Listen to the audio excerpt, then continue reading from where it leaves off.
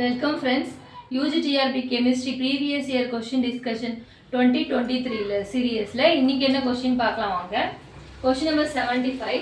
The unit of rate constant for half order reaction is option A dm cube power 1 by 2 mole minus 1 by 2 s minus 1.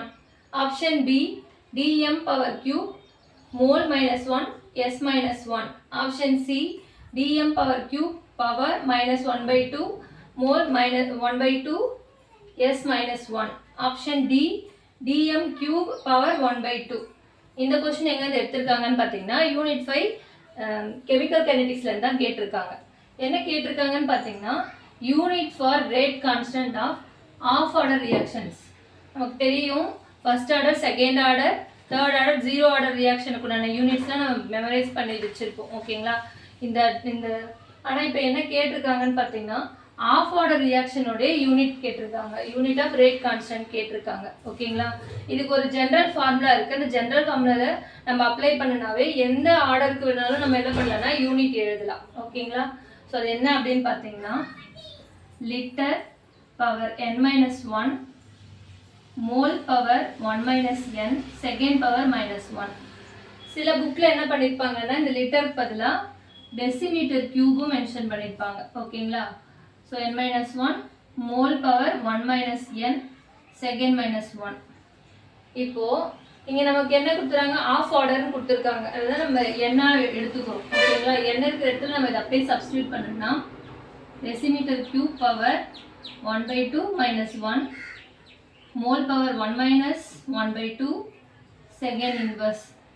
1ல் of போயிடுச்சுன்னா minus of தான் வரும் நமக்கு. கரெக்டுங்களா? அப்போது decimetre cube power -1/2 mole power 1ல் of போயிடுச்சுன்னா என்ன பண்ணுவோம், நமக்கு ப்ளஸ் ஆஃப் வரும் இங்கே. So 1/2 second inverse. ஸோ நமக்கு இங்கே என்ன கொடுக்குறாங்க, என்னோட வேல்யூ சப்போஸ் இங்கே வந்து 3/2 கொடுக்கலாம். ஆஃப் ஆர்டர் கொடுத்துருக்காங்க இல்லையா, 3/2 கொடுக்கலாம். ஸோ நமக்கு ஃப்ராக்ஷனில் கொடுத்தா கூட நம்ம இந்த ஃபார்முலாவை யூஸ் பண்ணி அதனுடைய யூனிட்டை நம்மளால் ப்ரிடிக்ட் பண்ண முடியும். ஓகேங்களா? ஸோ அப்போ இந்த கொஸ்டினுக்குள்ள ஆன்சர் எங்கே இருக்குன்னு பார்த்தீங்கன்னா decimetre cube -1/2 mole power 1/2 second inverse. Option C இதில் தான் இந்த ஆன்சர் இருக்குது. ஸோ 75க்கு ஆன்சர் என்ன அப்படின்னு பார்த்தீங்கன்னா option C. Question 76. A stoichiometric equation a plus 2b gives 3c. The rate of formation of c is option A -3/2 dB by dt. Option B -1/3 dc by dt.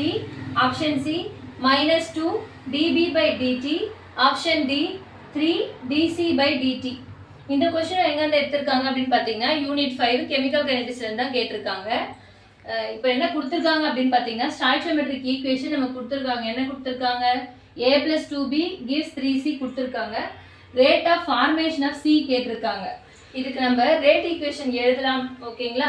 First நம்ம ஏ என்னன்னு பார்த்தீங்கன்னா disappear ஆகும். அப்போ அதனோட rate எழுதும் போது என்ன பண்ணுவோம்னா நெகட்டிவ்ல மென்ஷன் பண்ணுவோம், dA/dtன்னு மென்ஷன் பண்ணுவோம். ஓகேங்களா? ஸோ அதே மாதிரி பிக்கு பார்க்கும்போது இதுவும் டிஸப்பியரன்ஸ் தான் ஆகும். அதோட ரேட் எழுதும் போது மைனஸ் இந்த மோல் நம்ம என்ன பண்ணோம்னா கீழே மென்ஷன் பண்ணுவோம், dB/dt. சேம் வே இது வந்து சி வந்து அப்பியரன்ஸ் ஆகுது. அப்போ என்ன பண்ணணும்னா ரேட் ஆஃப் அப்பியரன்ஸில் எழுதும் போது ப்ளஸில் எழுதுவோம். இங்கே டிஸப்பியரன்ஸ் போது நெகட்டிவ் மென்ஷன் பண்ணும், இது வந்து அப்பியரன்ஸ்ன்றதுனால பாசிட்டிவில் மென்ஷன் பண்ணுவோம். ஓகேங்களா?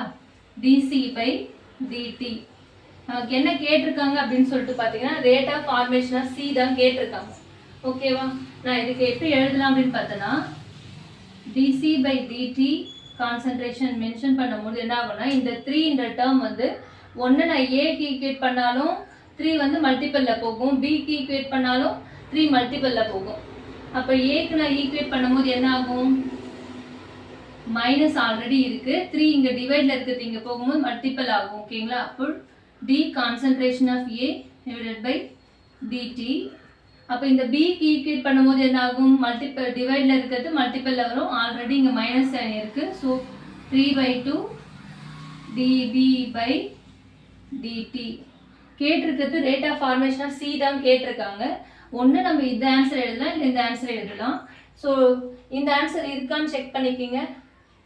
ஏன்ற ஆப்ஷனே இங்கே கொடுக்கல. அப்போ நம்ம பிக்கு செக் பண்ணனா பி இங்கே 2 ஆப்ஷன்ஸ் கொடுத்துருக்காங்க.